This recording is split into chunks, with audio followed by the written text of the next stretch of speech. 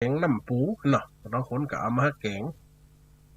แค่ฝ่องหอยเล็กจานนี่เอาขมๆน้อยหรอกมันอย่างกับหอยจูบเขาเนี่ยนะอย่างกับหอยจูบเขาเนี่ยก้นมันเหลี่ยมขมกำลำไป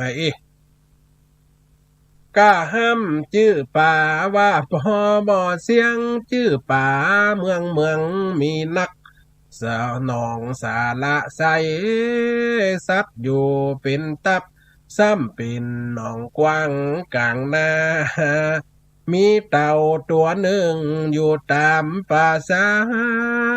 ว่ายไปว่ายมาเล็มกินผักบุงมีหนองสะละป่าสะปะป่าดูฟักบุงก็ตอดหยอดเชียร์ด้วยโอ้เย็นขนาดหนองน้ำนะเมินตามเมินหนองน้ำกันเริ่มแห้งไปแรงอย่างเอียกนี่อย่างมาปีเนี่ยแรงขนาดนักน้ำหนองคลองทานแห้งเป็นตีนี่โยเมินตามเมินเกิดความหยาบยุงหนองแห้งขาดบึ้งเสียงซ้ำ มีกามุงหนองนามันบ่มีน้ำป่าเกยสอดดันไปมาตายเสียงตายซ้ำเหลือกาสายนาฝนบ่ตกมาหนองป่าคอดแห้งป่าก็เริ่มตายลูกป่าก็เริ่มตายแห้งไปป่าน้อยป่านิดตายไปวันตัวสองตัวป่าใหญ่ๆ กระต่ายหนองแห้งแตกขับออกแตกขับออกโอ้แหล่งขนาดนักฝนกำตกเมินตามเมินฝนบ่อตกแทงบ่อเหลือสัตว์แมงจาดตวงหญ้าตีเขียวงามตายคานยอดม่วนบ่มีสิ่งอันเหลืองใดเคลื่อนกาตาน้ำ การหน้าถอยหลังนี่เคลื่อนกะนี่หมุนเดินยังเคลื่อนกาเต่าน้ำเดินหน้าถอยหลังจะหนีไปยังหาตีไม่ค่าเต่าเท่าหันตัวดูการไปตู่ตังจะไปถึงใดก็ได้ป่ากระต่ายละมด อีนิวอีเนอร์หอยแห้งหอยเงียบหอยเซอรี่ตายหมดค่าจะไปทางใดนี่โอ้แดดกระห้อนฟ้าหัวฝิงเต่าเท่ากูจะมาตายคำน้องนี่ก็ไอ้โลเท่าล่ะจะไปทางใดกับใดจะการไปที่ไหนดอยกันใหญ่ขนาดควงนาควงตาจะขึ้นไปดอยนี่ไปกับทำให้ตายคำแฝไอ้กูจะไปทางใดไอ้โลการเดินหน้าถอยหลังอย่างขณะวนไปวนมาเนี่ย เคลื่อนกาเต่าน้ำการหน้าถอยหลัง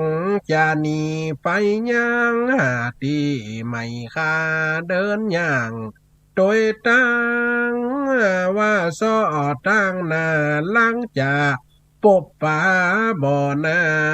ำนี่โอ้ถึงจะไปปะบ่อน้ำสักเตียนนี่กูจะเดินไปเอาเลยอ่อนไปกำลังเต่ากับแห้งมีล่ะเท่าล่ะ จะไปทางใดโอ้กูถ่ายมาตายเฮียนี่ยอมตายไปเฮ้ยอีหลอกแฟนไหนมันได้การไปกันมาหมายจะปะบ่อน้ำใหม่หมายจะปบปะบ่อน้ำซ้ำว่ามีหงส์บินบนจอดย่างอีหลอกหงส์นี่ยังกับเป็ดนี่นะแต่คอมันยาวมันงามหรอกสองผัวเมียอันบินมาหงขาวเลยแวะ ย่างจอดอูจาว่าลุงเต่าตาการมาอย่างนี้โอ้ลุงเต่าไปทางใดนี่ฝนกับเอาน้ำสะละหนองกับแห้งมดจะไปทางใดเต่าจะไปทางใดกับได้ฝาญาหงขาวเฮ้ยสู้ไปที่ไหนสองตัวนี่ข้าเนี่ยเป็นผัวเป็นเมียกันจะเสาะหากินตีหนองไม่กับหนองนี่มันแห้งนะเนี่ยจะได้มั้ยน่ะไอ้โล ห่านนี่หงส์นี่มันกินผักไหนปล่อยไหมมันกินหญ้านะมันไม่ใช่กินสัตว์กินสิ่งอย่างรู้เต่าว่าโอ้ถ้าจะล่าฆ่าตายเนี่ยไปเถอะไอ้โลปัญญาหงส์ขาวกันแล้วโอ้ไปว่าอย่างนั้นนะคนเฮาต้องมีจิตใจสาธารณะกะเต่าก็กินผักข้าก็กินผักเจี้ยอย่างเดียวกันสูมได้มีปีกข้าเนี่ยมีปีกไปไหนก็ได้นี่คนเฮามันต่างกันนะลุงเต่าอ่ะก็ข้ามมีปีกนะก็ถ้ามีปีกข้าก็บินไปตัวอะกะ มันเป็นยากอย่างมันนี่เร็ว คนเฮาอยู่แต่กันต้องมีความเมตตากรุณามุทิตาอุเบกขาข้าจะเมตตาสูเนอเหรอโอ้จะเมตตาจะได้พญาหงส์ขาวเฮ้ยไอ้โลการมาอย่างนี้ส่วนเต่าได้ฟังหงงามเก่าจีก็ไขกำดีตอบกำว่าสาละน้องมันแห่งขอดซ้ำบ่เหลือสั่งอันใดข้าก็บ่ฮู้จะไปที่ไหนก้อยการเต้วไปย่างไตแต่นี้จิย่างไปเนี่ยถึงไหนก็ถึงหันอ่ะตายก็เลือกไปหงสองเมียผัวว่าเรื่องหมอกอีข้ามีกรรมดีบอกตักข้าบินไกลมานองนาป่านักต้องข้ามม่อนดอยนี่ไปเต่าก็ตอบตาโคยังมาไกลถ้าอีลับไปตายเหียแล้วข้าพญาหงส์ได้บอกอย่างโอ้ไปเลยข้าหันแล้วสาระหนองใหญ่อยู่ตั้งนาบุญถ้าข้ามม่อนดอยแกนนี่ไปได้นะไปเลยนั่นได้อยู่ตีใหม่ตีเย็นตีใสก็ข้าถึงว่าไปมันได้อะเนี่ยจะได้นี่มาตายเห็นนี่เราเท่าคำทีละกูไปกับคอป้อมมีเสียงละเท่าอย่างน้ำกำได้กินพักกำได้กินโอ้ตายเฮียแต่นี่อีโลหงสองเมียผัวก็หวังช่วยท่าเลยบอกกำมาว่าไว้อันกำเดียวตู่ไปกับไม่นะยักษ์ป่าตั้นใดบินบนขาจากกับไม้หัวตาลสองหงหือเต่ากับอมตั้งกลางไว้แน่นพญาหงส์ว่ามันอยากได้ข้าจะไปหาไม้มาข้าสองผัวเมียจะกลับเงียนไม่ค้นเฟิกละหือพญาเต่านะกาบทั้งกลางนี่อ้าวละเขาจะปากันบินไปโซ่ไปเลยอ่ะห้ามอ้าปากห้ามอูห้ามจ๋าอิโลข้าจะปาไปกันนั่นเลยพญาเต่าถามนะเจ๊เอี้ยอย่างที่ข้าอูเนี่ยโอ้เขาราเนาะเต่ากะตกลงกะอมตั้งกลางไม่แน่นเข่าตกลงคำหงสองกาบปีกบินสูดแหงสับปึกกาบสองหัวหางตั้งกลางเต่ายึดบินดันสอดหน้าไปบนอิโลเต่าได้เหาะคำเนี่ยอย่างขี่เขียงบินจะสุดหงกับบินไปเวอร์บึบกับเก่าเต่าตั้งกลางเนี่ยตุนลุนไปอ่ะไปบนลัดข้ามตรงหลวงเพราะป่าไม่สนเต่าใดบินบนซอบใจแต่ใบโลเป็นโลกมนุษย์ในชั้นทั้งลุ่มนี่เป็นจะอีกอะข้าก็เป็นเต่ามาตึงจัดหันกันแล้วหันกับดินกับทรายฮู้เป็นกว้างเนาะโลกมนุษย์เฮานี่ทั้งใหญ่เนาะโอ้ยหรอกขึ้นในใจชอบใจแต่ใบลาอ่อนเลี้ยงควายอย่าอยู่เพิ่นลุ่มใจเอิ้นตบมือไปไหลบกคำนั้นมีละอ่อนเลี้ยงควายอีฝ่อยแม่ถ้าเรายังเลี้ยงควายอีฝ่อยแม่ถ้าเรายังมูลุ่นเนี่ยลุ่นที่เคยเลี้ยงควายมานี่ถ้าจะรับจากขึ้นฟอเตเลี้ยงวัวเลี้ยงควายกลางตรงละอ่อนมันจะมีโรงเรียนเนาะเลี้ยงวัวเลี้ยงควายสามตีเลี้ยงควายกันเลี้ยงสามตีเลี้ยงวัวกันเลี้ยงหันพญาหงส์กับเต่ากะบินไก่หันดอกลัดตรงลัดนาไว้หรอกหันใส่กระสอบใจก็เอ้ยพอพุ่นนั่นพอหงหามเต่าละออนกับตบมือกันโอ้ยเอ้ยโลสอบโลหงหามเต่าล่นตะโกนกะพอตบมือไหลวกตบมือไหลวกว่าสู่หันก็กาหาเคยพบพอนกกับเอาเต่าบินละอ่อน โวเศร้าว่าเต่าเม่นจริงพอหงปลาบินข้ามนาตรงกวางเต่าใดยินกำละอ่อนมันอ้างฟิตใจตัวมันแต่ตักเนี่ยอีปล่อยแม่กำฟิตใจหรือว่ากำที่ว่าเปิ้นช่วยเหลือตัวเก่าตัวมาสำนึกฟิตว่าสำนึกสำคัญตัวฟิตว่ากูนี่เก่งกูได้บินอย่าโลพิษใจมันแต่ตักมันกึดในใจหมายจะตอบรับว่าข้าหาผงลอยมาอินโลกึดในใจจะอู้กะกึดในใจละออนนี่มูขี้ยังไปแม่นที่ไหนหงหามข้ามาที่ไหนข้ากันนี่หาบหงมานี่โล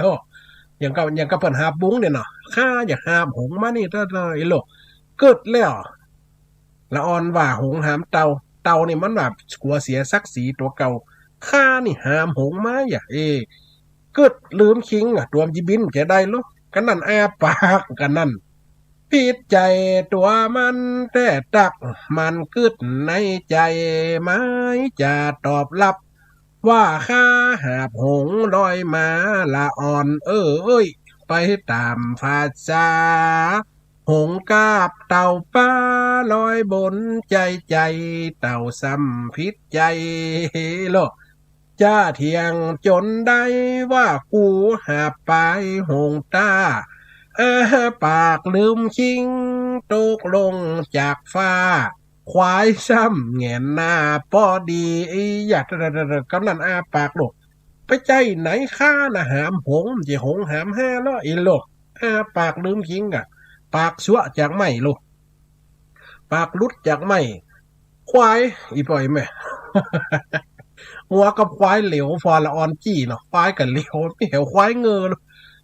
ควายกับเหลวฟอทั้งบนฟ้ากับเตาลอยมากับวันแข่งขาลอยลงมาแงนหน้าพอดีละตกใส่เต็มปากควายบอดตันหนีเขียวลมตันตีสีบนตังนาเนี่ยเลยเป็นตำนานว่าควายเลยมีเขียวอีปล่อยแม่ไปฮอดควายมีไก่เขียวซีทั้งหลุมนะมันเจ็บไปตีปลาควายคนที่เลี้ยงควายกับถึงหันแล้วควายมีไก่เขียวทั้งหลุมเนี่ย4 5 4เขียวทั้งบนแต่ก่อนเต็มปากแฟดโลกเขียวเต็มปากแฟดเสียว่าเต่าตกลงมากับตู้ผมเดียวไฟตาของเงี้ยวหวามลูกควายนะควายเขียวลมอีบ่อยแม่เฮ้ยย้อนเต่าตกใส่ควายมันเดียวควายอันมาถึงยุคมันเดียวควายเลยมีเขียวทั้งบนมีกระเขียวทั้งหลุมซีอันน่ะเต่าตกใส่หลังควายนี่ก็เต่าตกใส่ปากควายเขียวลมตอนหลังเต่าเขาโดนแตกกะนี่หลังเต่าเลยแตกลายเป็นห้อยแตกสะหรอขี้เต่าสดมาเหี่ยเฟ้อหรอเต็มแข้งเต็มขาละอ่อนเลิศเทอะคนเลยเล่าอ้างตึงวันว่าเหม็นขี้แห่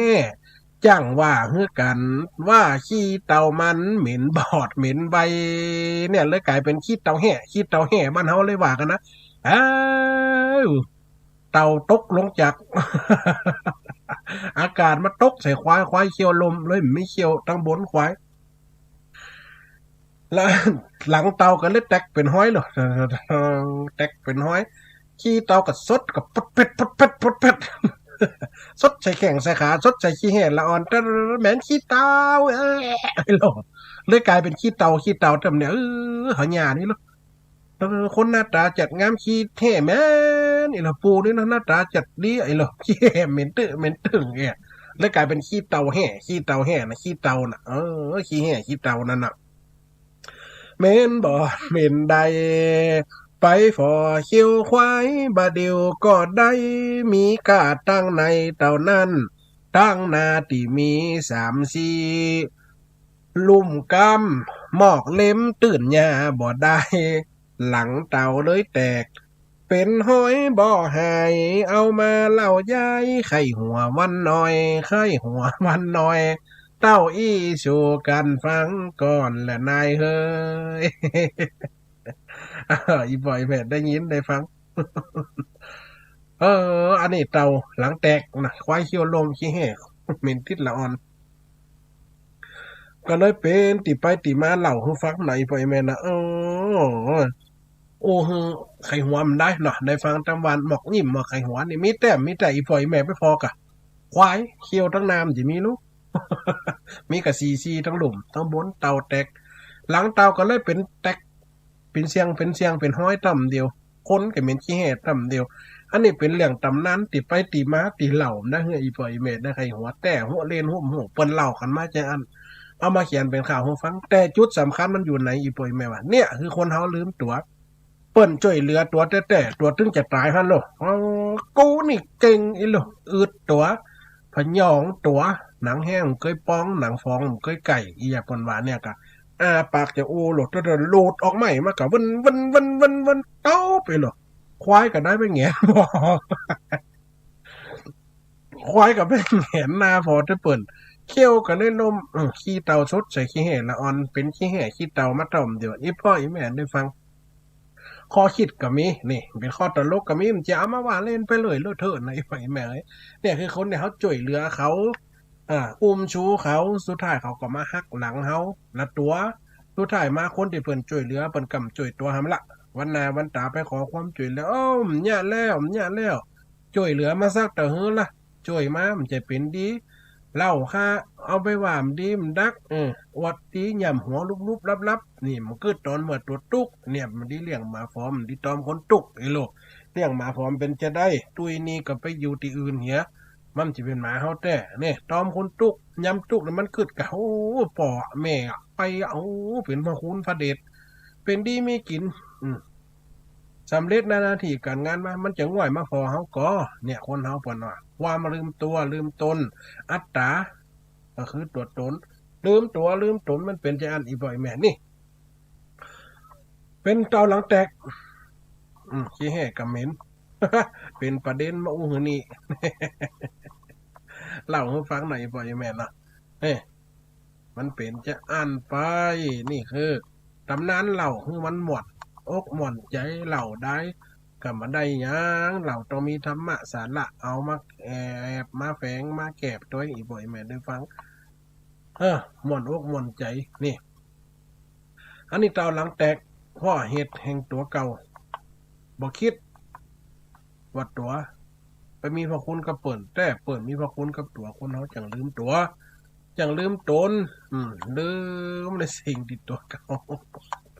เป็นอยู่ที่ผ่านมาทุกข์ยากปากบึ้นขนาดไหนเพิ่นช่วยเหลือแล้วตัวก็บ่มีความ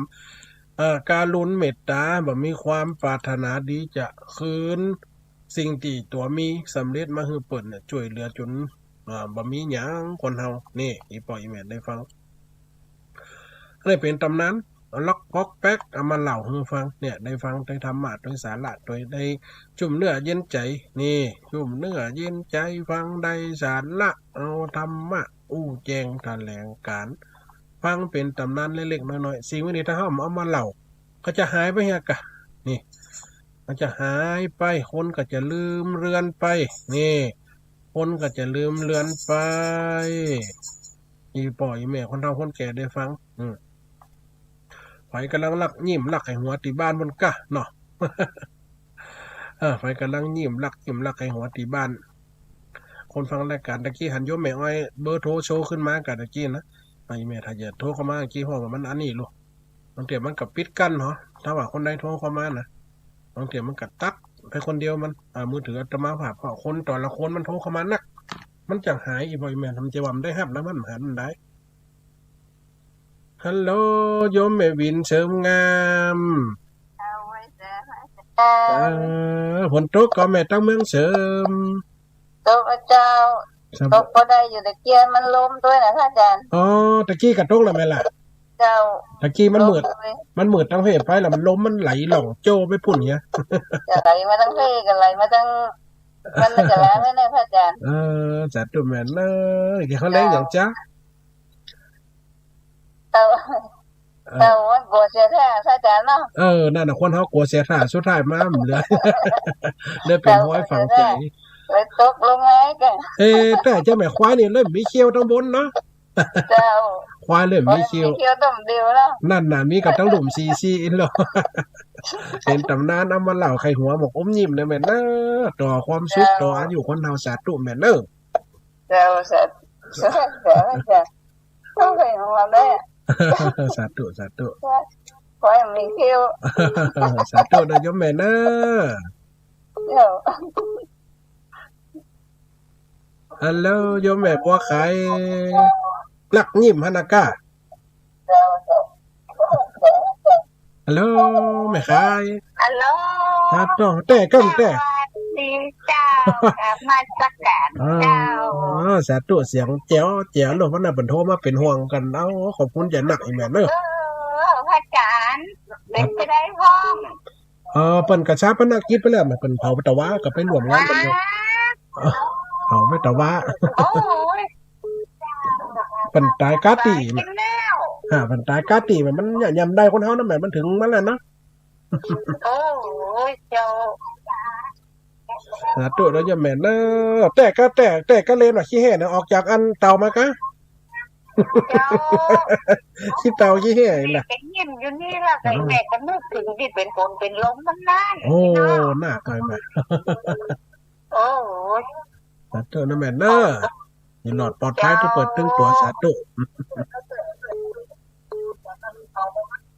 สาธุโยมแม่เนาะ